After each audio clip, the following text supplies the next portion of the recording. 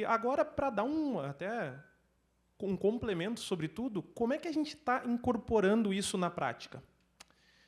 Como é que as empresas estão usando isso e tendo ganho? E, principalmente, quais são as dificuldades que quem aplica isso no dia a dia tem sentido? Vamos ouvir diretamente dos líderes que estão na linha de frente, aplicando a captura da realidade em seus projetos mais complexos. E, para isso, eu convido novamente ao palco Thales Silva, que vai mediar o nosso talk aqui.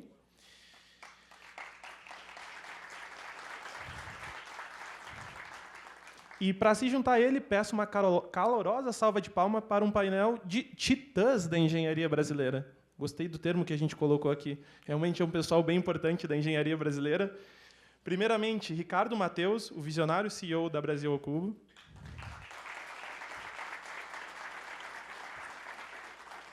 Também gostaria de chamar Walter Maia, o diretor de Finanças, Inovação e Transformação Digital da TimeNow.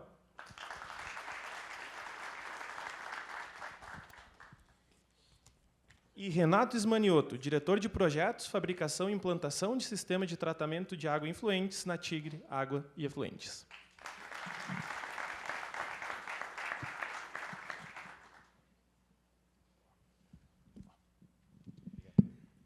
Obrigado, pessoal. Obrigado a todos.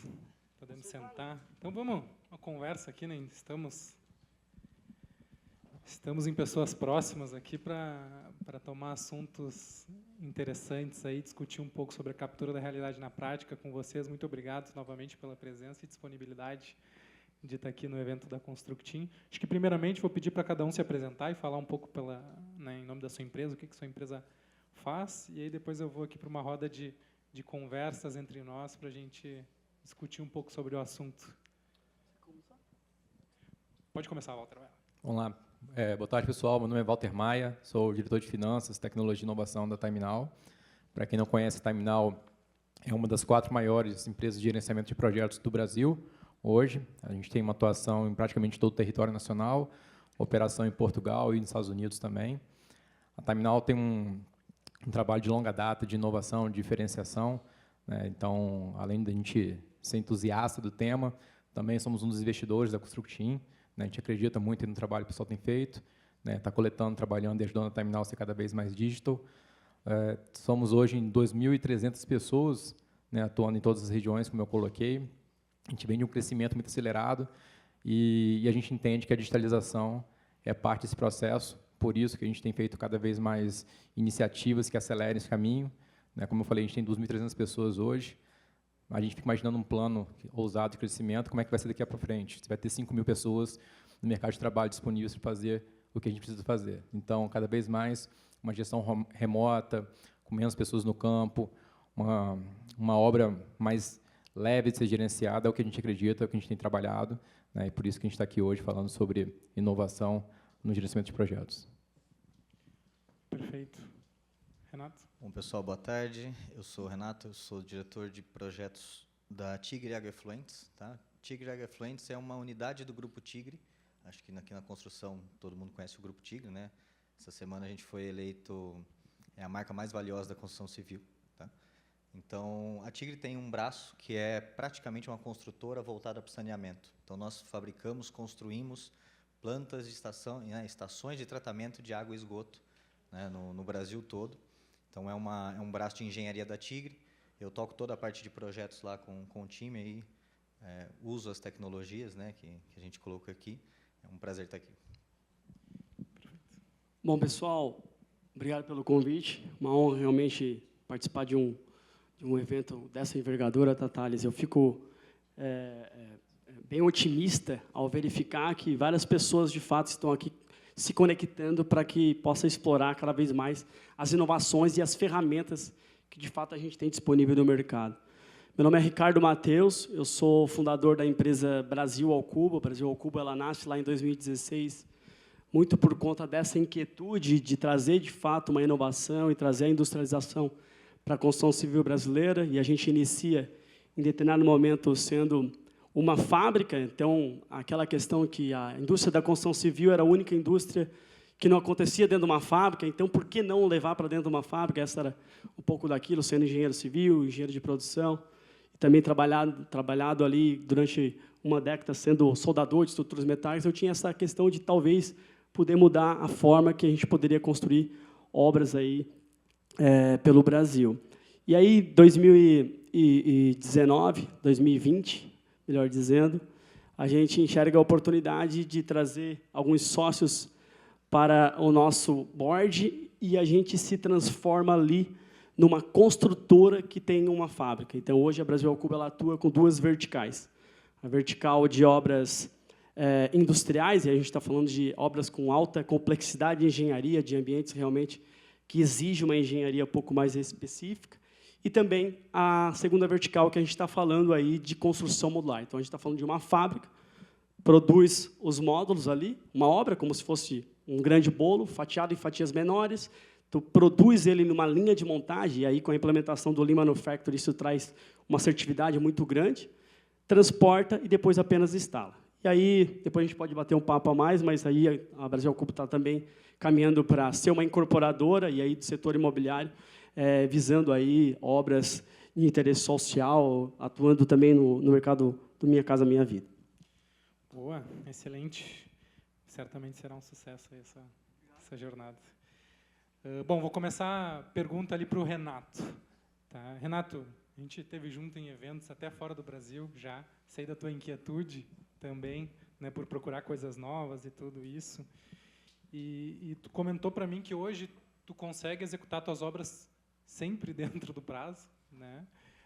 E, inclusive, metade do tempo do que tu executava antes. Né? E tu falou que tem um forte apoio disso, obviamente, em tecnologias de captura da realidade. Mas como que tu conseguiu escalar esse tipo de ganho operacional, né? E quais rituais que tu toma hoje para tornar isso possível? Né? Eu acho que todo mundo tem esse desejo aí de reduzir pela metade o tempo da obra e entregar as obras no prazo.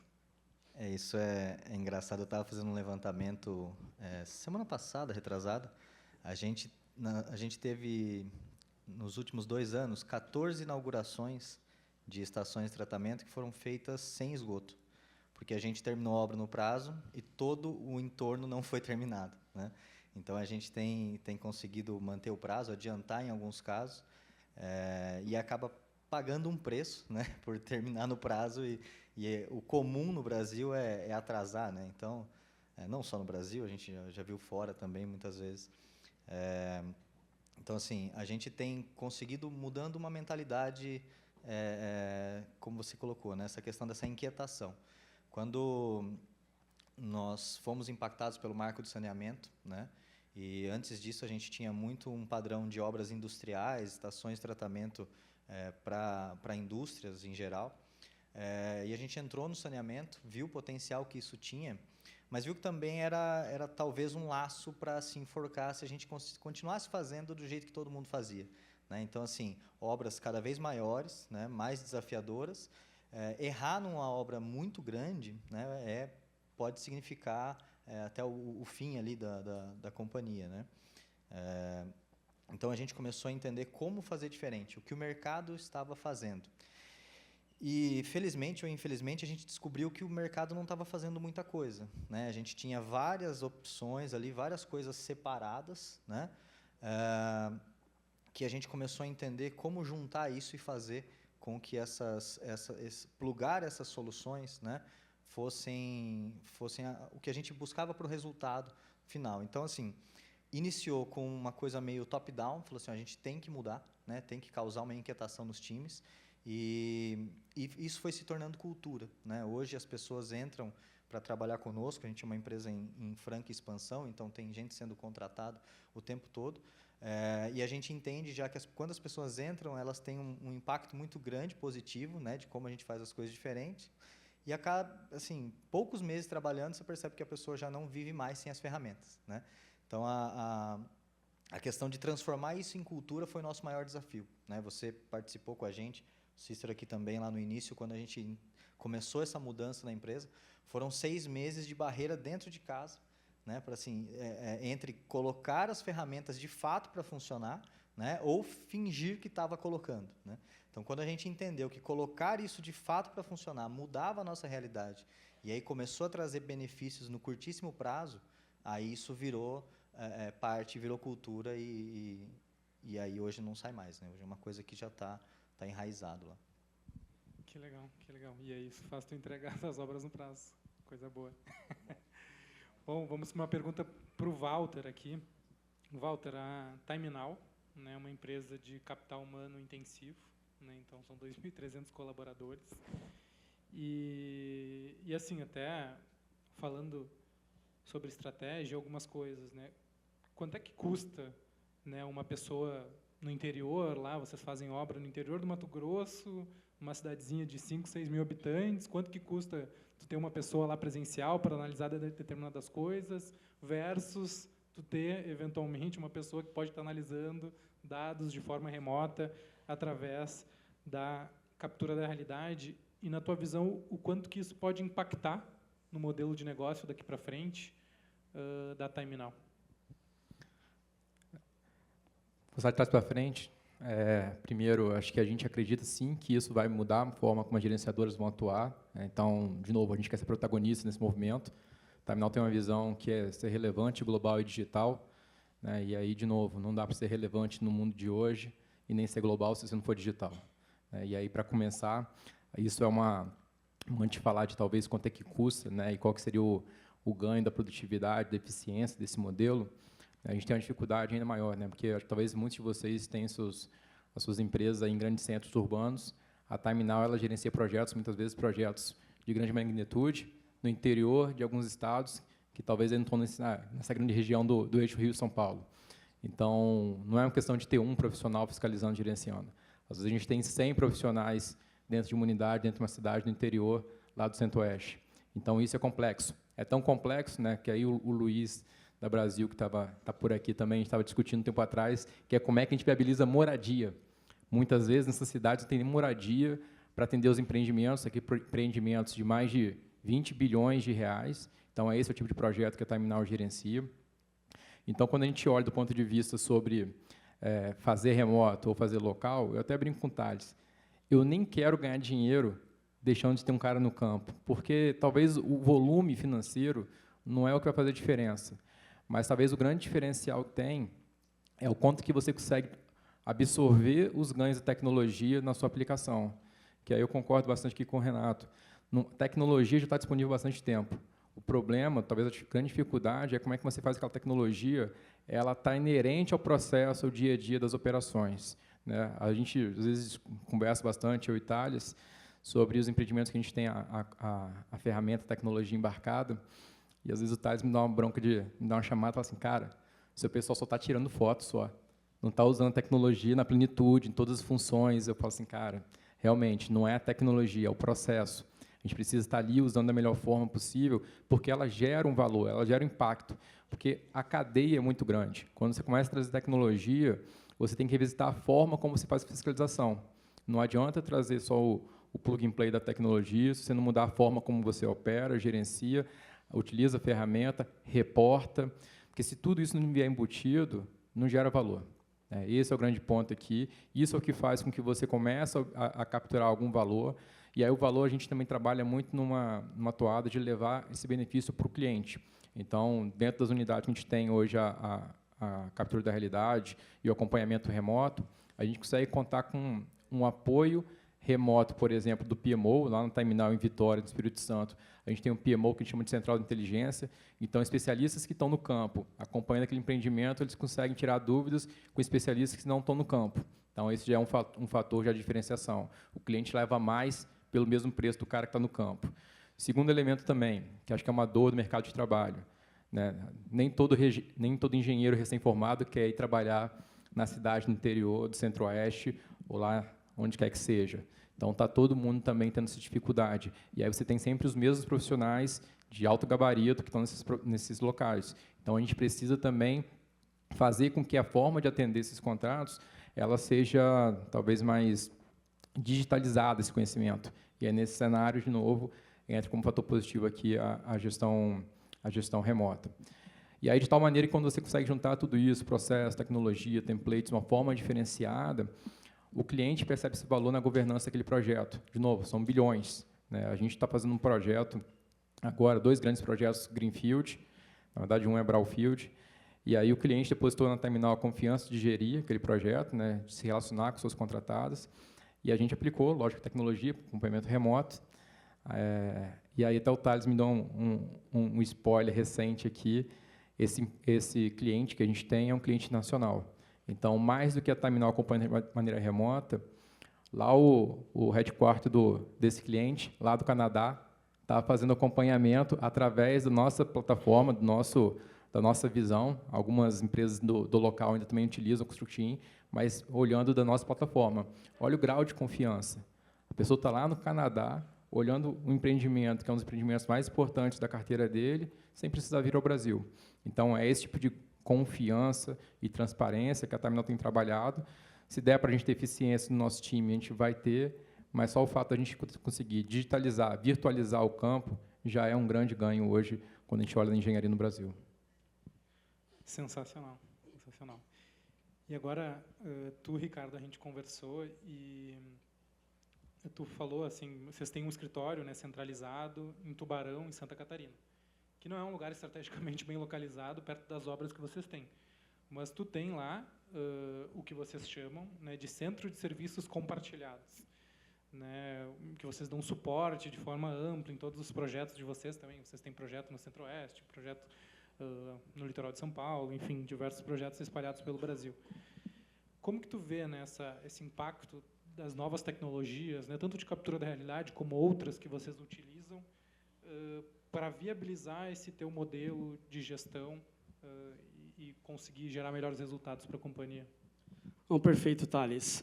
A Brasil ao Cubo, a gente tem esse conceito de fato, centralizar todas as informações nosso CSC, porque a gente enxerga que quando tu tens ali os centros de serviços compartilhados, que a engenharia, suprimentos, eles ficam realmente atendendo as obras, dando espaço lá para o gerente de contrato apenas pensar na execução da obra e a gente resolvendo remotamente. Isso eu acho que traz uma facilidade para a gestão nos canteiros. E a Brasil Cubo ela nasceu assim, muito por conta do nosso sócio Rodrigo Botan, um engenheiro fenomenal, que ele traz esse conceito de já ter trabalhado em grandes indústrias e saber que lá na ponta, na obra, a gente não tem a previsibilidade necessária para executar da maneira correta e que talvez num ambiente mais controlado a gente consiga ter isso. E a gente sempre ouviu que, por exemplo, no final do dia a gente está falando de produtividade, a gente sempre ouviu que um trabalhador norte-americano, talvez ele é 4, 5 vezes mais produtivo do que o pessoal aqui da América Latina, mas e aí a gente vai enxergar isso na prática, a gente começa a ver, como assim? O cara é mais produtivo, ele não é um Robocop em si, né?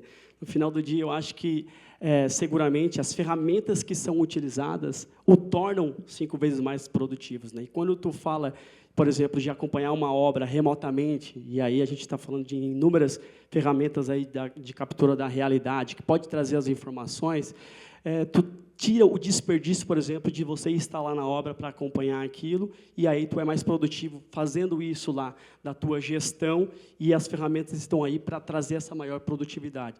Então, na Brasil ao Cubo, a gente sempre teve esse conceito, né? Ela nasce inovadora. A Brasil ao Cubo não é uma empresa que, no final do dia, ela tem um departamento de inovação, né? Ela tem uma hierarquia muito bem horizontalizada, e todos os departamentos eles provocam inovação diariamente.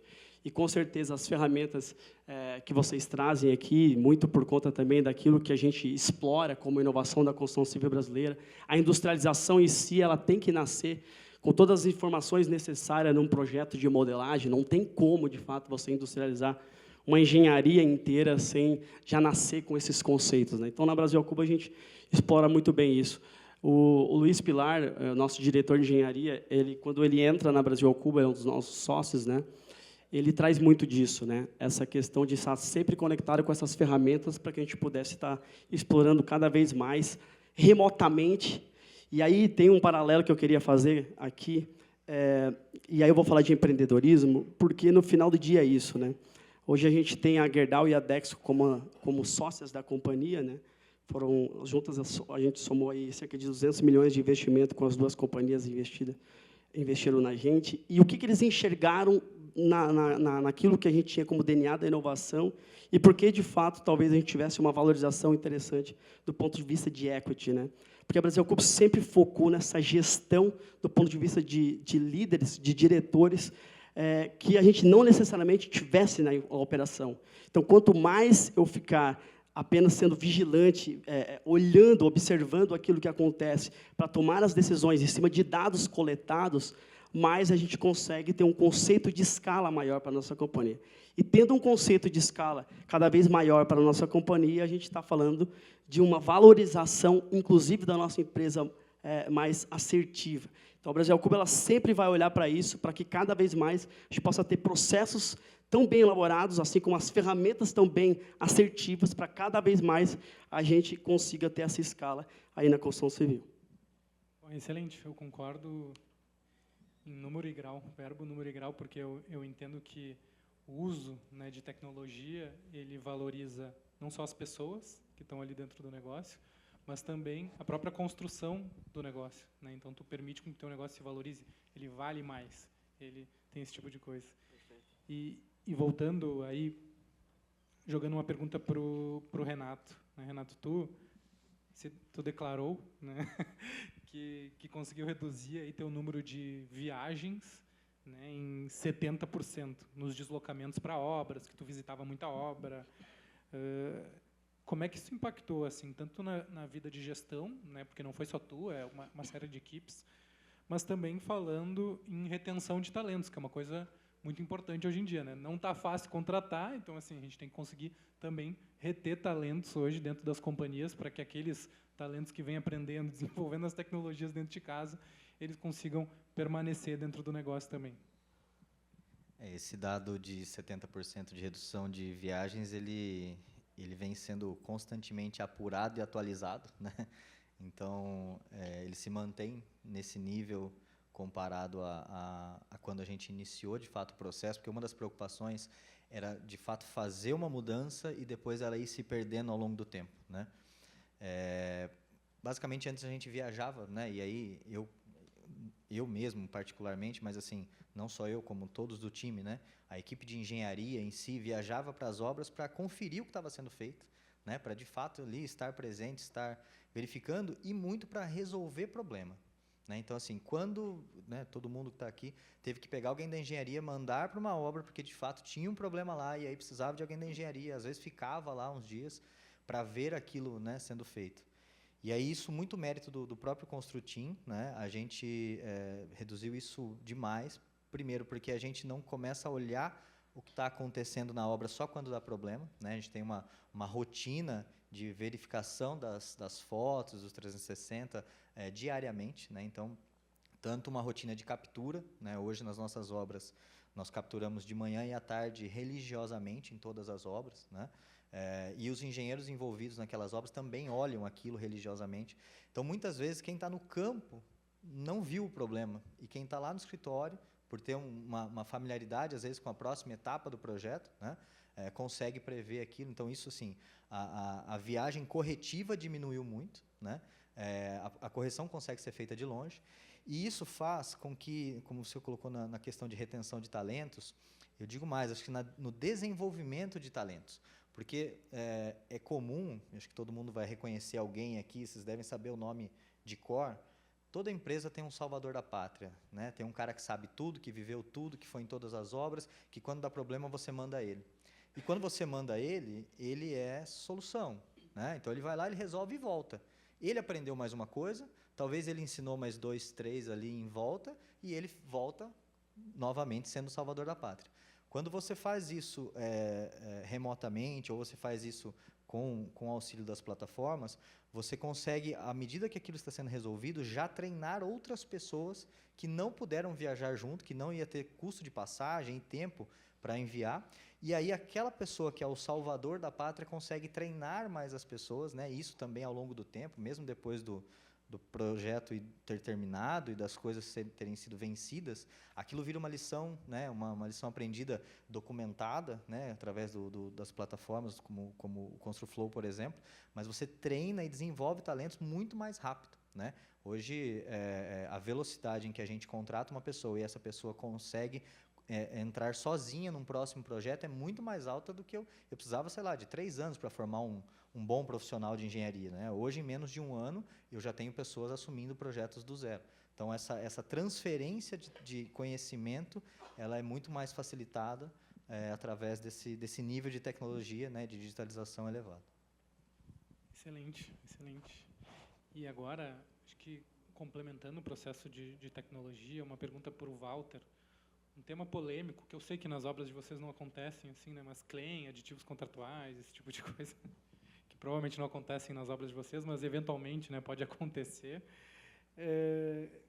Como é que tu enxerga isso, Walter, o uso da captura da realidade para combater claim, para dar uma segurança no andamento do projeto? Sei que vocês têm alguns casos aí.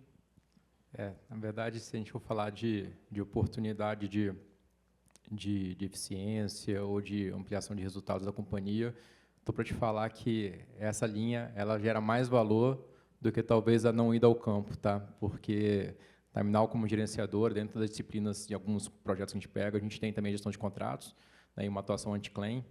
Então, a gente é o olho do cliente ali, junto com as suas contratadas, e a gente tem percebido hoje que, desde que a gente iniciou essa jornada com a Constructim, 100% do que a gente tem trabalhado dentro dos nossos contratos, né, em pleitos das contratadas para o cliente, a Terminal, com a tecnologia, consegue se defender e consegue defender o cliente, os interesses do cliente em relação aos pedidos, né? Então, a gente vê aqui a mudança crucial. Lógico, não é uma imagem solta que vai resolver a defesa, né? E aí, até quando você botou na apresentação relato e evidência, né? E aí a gente traz um pouco das duas coisas, né? Então, um pouco da experiência dos relatos, da captura mais digital, dos relatórios diários de obra também, com aplicação de inteligência artificial, com outra plataforma que a gente tem dentro de casa, mais as evidências, faz com que a gente tenha uma assertividade muito grande, né? E essa assertividade tem se mostrado também percebida pelos nossos clientes,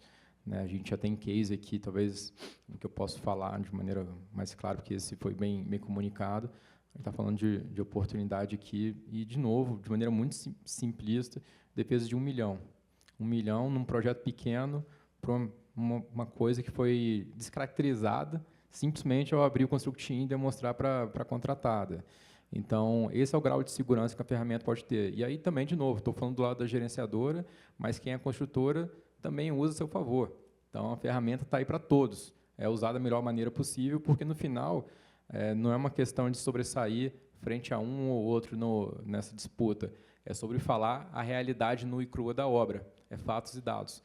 Então, acaba que você elimina até, talvez, entraves maiores, custos maiores, né? A gente sabe que, para quem vai num projeto como esse, e de cifras elevadas, aquilo que não é resolvido entre as relações entre as partes, vai para arbitragem, vai para juízo. Isso é muito mais moroso, muito mais custoso, né? E aí tem toda uma imagem perante a sociedade. Então, de novo, a tecnologia está aí para ser utilizada e extrair o melhor dela. Ótimo, ótimo. Esse é uma das coisas que a gente usa bastante na hora de vender. Pode botar. Depois a gente captura uns cases lá, alguns retornos, porque se você for parar para avaliar, e sem fazer um merchan da Constructim, é muito barato versus o que ela gera de potencial. Você deu um ponto de vista aqui das viagens, a gente está falando de uma atuação remota. Cara, um projeto como esse, se a gente for parar para pensar, um projeto de 30 meses, é quase 1 milhão um profissional ele custa para o cliente. Poxa, às vezes, assim, nessas conversas, a gente não está falando só de um. Então, dá para você ver como é que se viabiliza. Lógico que também tem um outro ponto que acho que foi colocado, não lembro agora quem falou nas palestras anteriores, tem uma questão de cultura. Acho que eu lembrei, foi da ConstruFlow, quando falou da AWS, lá na Espanha. Quem me dera se todos os editais que a gente recebesse de projetos no Brasil viessem com essa demanda clara de precisar de captura de nuvem de pontos, de acompanhamento. Não é uma realidade hoje no Brasil, infelizmente, né? A gente queria que fosse, facilitaria. Chegaremos. Vamos chegar lá, né? De novo, por isso que a gente é pioneiro para mostrar isso e mostrar os ganhos. No final, é uma relação ganha-ganha para todo mundo. Exato, boa. E, Ricardo, tem uma questão cultural no Brasil ao Cubo. Eu me relaciono muito bem com o Luiz Eduardo, que é diretor de engenharia de vocês, e tem uma relação cultural nas obras de vocês e na gestão do time, que vocês falam muito sobre não deixar nenhum dia parado, né? Assim, de estar sempre em movimento, de estar sempre agindo, solucionando as coisas. Como que é essa cultura internamente, né? Como que tu permeia isso junto dentro da companhia, em termos de cultura, para que o pessoal realmente entenda que o dia parado ele custa muito caro, e que isso sim gera um retorno muito grande para a companhia, e como que vocês acompanham isso de forma efetiva no dia a dia? Bom, a gente se comporta como uma empresa de soluções construtivas ágeis. Então, independentemente do modelo construtivo que a gente vai adotar nas obras, seja ele estrutura metálica, pré-moldado, ou moldado em loco, ou construção modular, enfim, a gente sempre se comporta sendo essa empresa de soluções construtivas ágeis. E, com certeza, qualquer momento que a gente deixe escapar um dia ali, talvez de uma tratativa, ou de um fechamento de um escopo, aquilo ali pode atrelar, lá no final do dia, a gente atrasar a obra. E como a gente se comporta, está no nosso DNA, ser uma empresa ágil, a gente precisa tomar essas decisões diariamente, e um dos valores que está muito enraizado na nossa companhia é ser vigilante, né? Então, isso para cada departamento funciona muito bem, né? Quando não é que tu delega ali a função e aí no final do dia tu não é vigilante o suficiente para acompanhar aquilo, para ter aquela rastreabilidade daquele evento que um colaborador tem que fazer. E aí, citando um exemplo aqui, talvez a engenharia possa fazer uma lista de materiais ali, e aí explode aquilo ali para suprimentos, fazer as compras, por exemplo, e imagina que, de fato, a obra ela vai rodar, porque o suprimento já comprou o aço que vai chegar semana que vem, mas, eventualmente, cara, perguntar se já faturou, por exemplo, de fato, já saiu aquele material, ele tinha estoque para lá no final do dia, semana que vem, todo o departamento funcionar, todos os departamentos em sincronia, né? Não somente tu delegar. Então, essa vigilância que existe na companhia faz com que a gente, no final do dia, tenha uma cultura enraizada em ser uma empresa de solução construtiva ágil. Tem funcionado muito bem ao longo desta década empreendendo, né?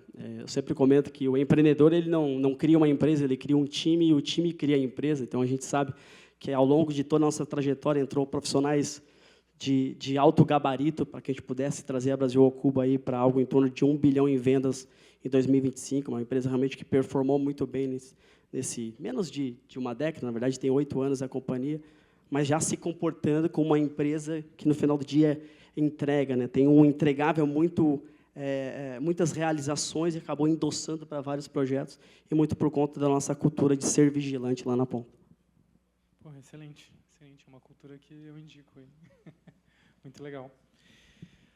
Renato, na tua visão, a gente estava discutindo esses dias, né, até numa call, assim, sobre oportunidades e coisas do tipo, e falando até sobre um cenário de PPPs e concessões, né, no mercado de saneamento. Qual que tu vê que é o papel da captura da realidade para esse cenário assim, de privatizações, das PPPs? Como que tu enxerga o potencial disso para o futuro? Eu acho que assim, o saneamento hoje ele está assim, com todos os holofotes, né? Então existe muito investimento, existe muito financiamento para o saneamento, mas ele ainda é insuficiente, né? Então assim, apesar de todo o barulho que se faz, né? A gente vê que ainda tem muita incerteza nesse mercado, né? Então assim, a gente testemunha o tempo todo novas concessões, novos leilões, né? Em que, quando a concessionária assume os ativos que ela tinha levantado, que ela tinha recebido no edital, né? Ela não consegue ver todos, eles não eram tudo aquilo, né? Então, assim, não tem documentação nenhuma, nem de construção, nem de performance, né? E aí acho que a captura da realidade ela ajuda as concessionárias a, primeiro, documentar esses ativos recebidos, entender de fato onde o CAPEX tem que ser aplicado, porque levantamentos simplistas, né, fazem com que a gente tenha um erro na colocação do dinheiro, e o dinheiro ele é escasso no setor. Então, nós da Tigre ajudamos muito as concessionárias nisso, porque muitas vezes a concessionária não tem braço para poder levantar todas essas necessidades, e às vezes faz um levantamento que precisaria gastar muito mais do que a gente vai lá e acaba trazendo para eles, né? E além dessa questão dos ativos em si, da parte de investimento nas novas concessões, atualizações, novas plantas, tem uma parte operacional também, né? A gente vê que hoje a operação, mesmo nas melhores concessionárias, mesmo os mais digitalizadas até uma página 2 ali, a operação ainda fica muito no operador, na pessoa física operador de saneamento, né? Muitas vezes a informação não sai do operador para a própria supervisão. Então, assim, há um espaço muito grande de crescimento na parte operacional, inclusive, né? Então, assim, a parte de ativos e a parte de serviços também demanda muito de captura da realidade. Hoje assim como uma fábrica, uma planta produtiva, uma estação de tratamento de esgoto privada, ela é uma fábrica, né? Então, assim, se você não operar direito, se você não colocar as melhores tecnologias, se você não olhar bem o OPEX daquilo que você está implantando, você está jogando dinheiro fora. E, no caso de uma concessão, 35 anos jogando dinheiro fora. Então, assim, o mau levantamento dos dados iniciais e a má operação faz com que você fique 35 anos jogando dinheiro fora, seja em energia elétrica, produto químico, tempo do operador, lodo e tudo mais, né? Então, assim, há um espaço muito grande de crescimento ainda nesse mercado. Fico feliz com o tamanho do Brasil, o tamanho das oportunidades que a gente tem pela frente. Todos nós. Todos nós, exatamente. E falando de oportunidade, né, a TimeNow, ela não só usa tecnologia, como ela investe. Ela sabe aproveitar boas oportunidades, né? A gente sabe bem disso. A gente tenta. E, assim, inclusive vocês começaram o desenvolvimento de um software proprietário no passado, que chama Time Connect. Como que tu enxerga essa relação, né, tanto da TimeNow como investidora, né, de soluções para o mercado, como builder, eventualmente, de soluções técnicas de engenharia, porque isso não é muito comum, né, no mercado de empresas de engenharia. Qual a visão que vocês têm assim, disso, né, de tanto de investir como fazer internamente algumas coisas? Acho que é um pouco da inquietude dos fundadores do TimeNow, né? Acho que esse estímulo ao novo, à diferenciação, faz com que a gente sempre teve essa ambição de tentar construir e trazer algo diferente, né? E a gente vem investindo nisso já há um longo tempo. O Time Connect, que você comentou, né, que é uma plataforma de gestão de projetos, né, de carteira de projetos de clientes, projetos recorrentes ou projetos Greenfield e Brownfield, a gente investe desde, acredito que 2015 para talvez um pouquinho menos, já utilizando ele em grandes projetos já de alguns bilhões de dólares. A gente vem investindo, porque, assim como muitas startups de sucesso, elas nascem a partir de alguém que vivenciou a situação, entendeu o problema e viu ali a oportunidade, como você falou há pouco, né? Então, esse é um caso de sucesso da maioria das startups que se diferenciam das demais, quando a pessoa vivencia o problema e não ela inventa uma coisa que ela acha que é bacana no mercado, mas não vinga, né? Como diz o outro, nem toda invenção é uma inovação. Então, a TimeNow, como uma boa empresa de engenharia, ela também identificou ali alguns gaps, necessidades do mercado, e aí ela identificou a oportunidade de criar esse software, né? A gente fala que é um software de gestão de projetos criado por uma empresa de gestão de projetos. Logo, ela traz ali toda a metodologia que a TimeNow identifica como que a gente fez a curadoria, entendeu se era melhor ao longo de 30 anos de história, né? E a gente foi aprimorando isso. Tem uma barreira, acho que muito importante ser citada nesse processo, que é o momento certo até onde vale o investimento, né? Que também é um pouco de aprendizagem de processo de inovação, né? Não é sair investindo adoidado em qualquer iniciativa que a gente acredita que dê certo. É a gente investir enquanto ela gera valor dentro da sua capacidade máxima instaurada. Por que eu estou falando isso? Porque a gente tem investido aí ao longo de algumas décadas, mas chega um limite onde a gente é uma empresa, nós somos uma empresa de engenharia, nós não somos uma empresa de tecnologia. Então, nós temos limites. Não adianta a gente querer vir disputar, ainda mais um software que a gente não comercializa, a gente usa de maneira interna. Então, a gente até fez uns direcionamentos internos, por isso que a gente trabalha muito várias verticais de inovação, né? Mais do que a transformação digital na criação de soluções digitais. A gente também investe em empresas que têm similaridade, sinergia com o core, né? E aí, por que a gente faz esse investimento? Porque, de alguma maneira, essas tecnologias elas vão ter sinergia. Em algum momento da curva futura, elas vão se conectar. E aí que a gente começa a passar a bola para quem tem a competência técnica para poder conduzir, para poder direcionar aquela tecnologia, né? Então, a gente vai ter um limite, acho que isso é importante destacar, senão acaba que você se apaixona muito pela ferramenta e esquece do principal, como é que ela agrega valor. Adicionalmente, coisa que a gente não tem habilidade, a gente vai e já contrata do mercado direto, como foi da Constructim, produto maduro, já validado pelo mercado, ali é uma questão só de investir, acreditar e utilizar a tecnologia, e outros que são muito associados ao core business, a gente acaba também fazendo alguns investimentos. Como a Terminal é uma empresa de capital intelectual, de gestão, a gente criou uma inteligência artificial generativa própria, né, na verdade, que utiliza de diversas LLMs do mercado, que é o Kino. Então, a gente dotou 29 anos de história, de gerenciamento, metodologia, incorporou numa IA feita para o nosso negócio. E aí, toda aquela questão sobre o onboard de novos colaboradores, de aceleração, de gestão do conhecimento, a gente conseguiu encurtar o tempo, né? E aí a gente consegue nivelar melhor profissionais recém-entrados no mercado de trabalho com profissionais mais experientes. Tudo isso com o uso da inteligência artificial generativa.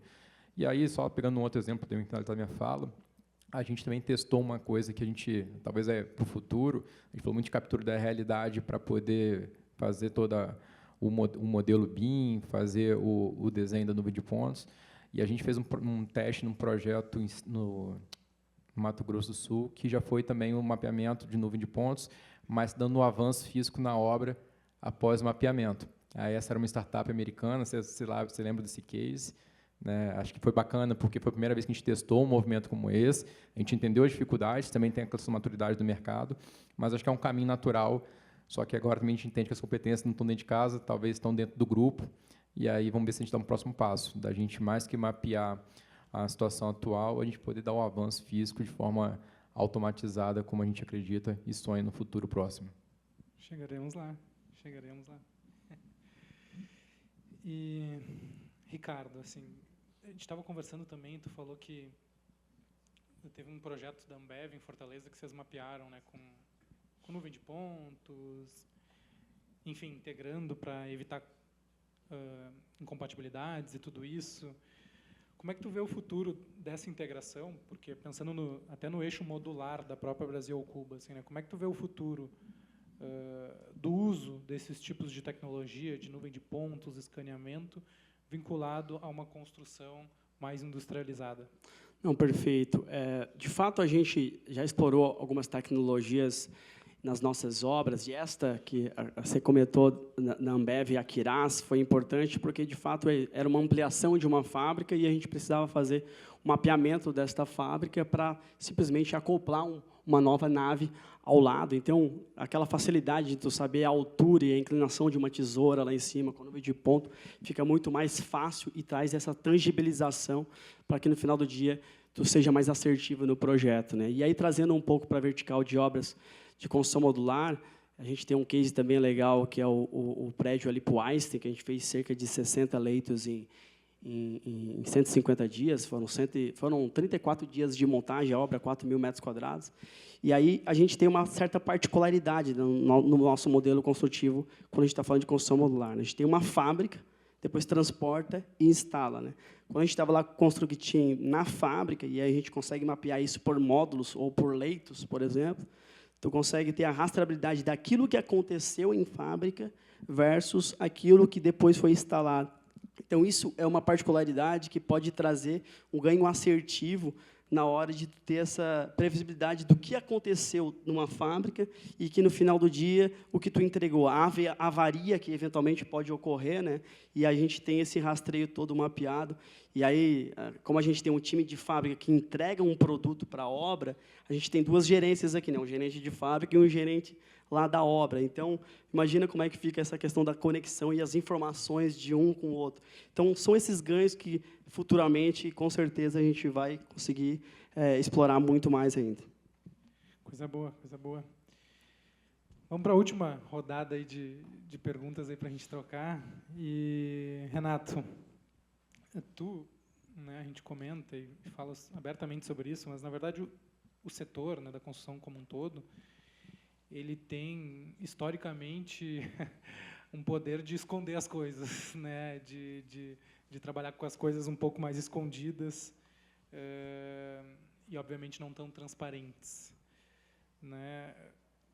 como que tu implementou essa cultura transparente de forma rápida, né, na empresa, né? Porque é um pouco difícil, assim, algumas empresas têm dificuldade de implementar tecnologias que tragam transparência e tudo isso, até, né, tu falou um pouco sobre esse processo da cultura, mas como que tu faz para gerar essa confiança, assim, entre clientes, os fiscalizadores e o pessoal? A gente brinca, né? Acho que a primeira coisa que se faz numa obra é esconder, né? Então, assim, você mobilizou tapume na obra inteira, o mais alto possível, para ninguém ver o que está acontecendo lá dentro. E a gente viu que o contrário é muito positivo, né? Quando nós começamos a entender que todo esse benefício que a gente tinha de acompanhamento próximo da obra, de estar presente ali em 2 horários por dia, né, saber tudo o que está acontecendo, e aí, como foi colocado aqui pela volta, para o bom e para o ruim, né, bom para o cliente, ruim para a construtora, bom para a construtora, ruim para o cliente, o que seja, mas, de fato, ter uma transparência começou a trazer tanto benefício para nós e para o cliente que a gente entendeu que a gente deveria abrir as plataformas. Então, hoje, os clientes têm acesso íntegro às plataformas, inclusive, né, acho que é um dado que eu compartilhei com você. No nosso caso, no Construtim, né, todas as obras nossas têm ali o Construtim. Se você pegar os 3 primeiros acessos, né, de quem mais acessa, sempre são clientes. Sempre é alguém do cliente, gerenciador de campo, diretoria, todo mundo está ali vendo a obra o tempo todo, e depois começam os outros times e aí o nosso pessoal também. Então, assim, essa transparência, né, essa cultura de mostrar faz com que quem está na obra esteja preocupado com o que está fazendo. Então, assim, aquela quantidade de material no canto, aquela madeira virada para cima, o cara sem capacete, tudo aquilo vai aparecer, né? Então, assim, ele já tem a preocupação de não fazer com que aquilo se acumule ali, né? Então, você gera um benefício para a obra diário, e evita, no nosso caso, né, no caso da direção, um comportamento que era comum, né, que você pedia uma foto da obra, então quem está lá na obra tira uma foto daqui mostrando o que foi feito, que está tudo bem. E a bagunça está escondida aqui atrás, né? E aí, no final do dia, você está lá tranquilo, achando que está tudo bem, o cliente vem, tira uma foto justamente daqui e te manda perguntando o que é aquilo e tal. Então, assim, essa imprecisão, né, que você tem na gestão e que o cliente tem ali na segurança fez com que a gente abrisse essas plataformas, facilitou demais a parte de medições, né? Então, assim, é inegável que se você selecionar a data A e a data B, aquela frente andou X%, é visível que aquela frente andou, que aquilo foi escavado, que aquele tubo está colocado. Então, assim, aquela questão de o cliente tentar empurrar o fluxo financeiro para frente, tentando jogar uma medição num ponto de dúvida no último minuto para medir, isso não existe mais, porque ele sabe que em alguns minutos a gente consegue montar um relatório do dia A e do dia B e enviar para ele com a justificativa toda ali da medição. Então, a transparência em si trouxe muita velocidade para nós, muita assertividade, e no final das contas, hoje a gente mobiliza, né? E a primeira coisa que o cliente pergunta é quando que vai começar as fotos, né? Quando vão começar as fotos, tal, porque facilitou a vida dele também, né? Coisa boa, coisa boa. Pessoal, infelizmente esgotamos o tempo, mas queria de novo agradecer a presença de vocês aqui e a colaboração. Acho que isso é importantíssimo, né, para a gente desenvolver o mercado e estar aqui falando desse tema tão importante, e dizer que infelizmente o tempo acabou aqui, mas que posteriormente a gente vai ter um happy hour lá em cima para poder trocar ideia e conversar um pouco mais entre todos nós. Obrigado pela participação nesse painel. Obrigado, gente. Valeu, obrigado, pessoal. Muito obrigado.